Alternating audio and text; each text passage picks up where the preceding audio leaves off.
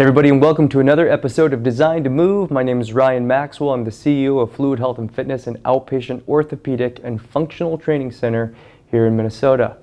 Today's session aims to educate you on the proper use of percussion massage guns. Remember that the information that we're going to share today does not substitute medical guidance, and you should consult with a physician before engaging in any physical activity. While percussion guns provide multiple benefits, including activation of muscles, neural inhibition of muscles, increased blood flow, and reduced pain, knowing what technique to use will impact the outcomes that you're going to achieve. That being said, the focus of today's video is on how to use the gun to reduce neural muscle tension. We refer to the technique as percussive inhibition. The technique reduces the muscle's overactivity and natural resistance to stretch, which is partially controlled by the nervous system.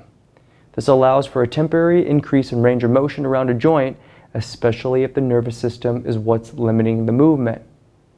Often the technique is paired with self-massage if mechanical issues are also present or are resisting the stretch.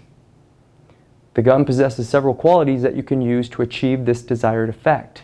Percussion speed, duration, depth, and force need to be considered, as well as the placement of the gun, which head to use, and the state of the muscle when the technique is applied. To achieve an inhibition effect, you'll want to use a soft head attachment just above the muscle tendon junction at a slow speed for 90 seconds with light pressure just on the surface of the skin. The muscle should be in a flaccid or neutral state when you apply the technique. Typically, you'll find that the muscle stops tensing and you'll feel a warm sensation during the application.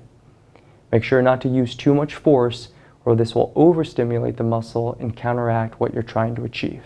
Once you get the hang of it, using the gun can relax the overactive muscles, it can be simple and enjoyable, and it can improve the outcomes of your workouts and your training sessions. If you like what you heard today, make sure and like and subscribe.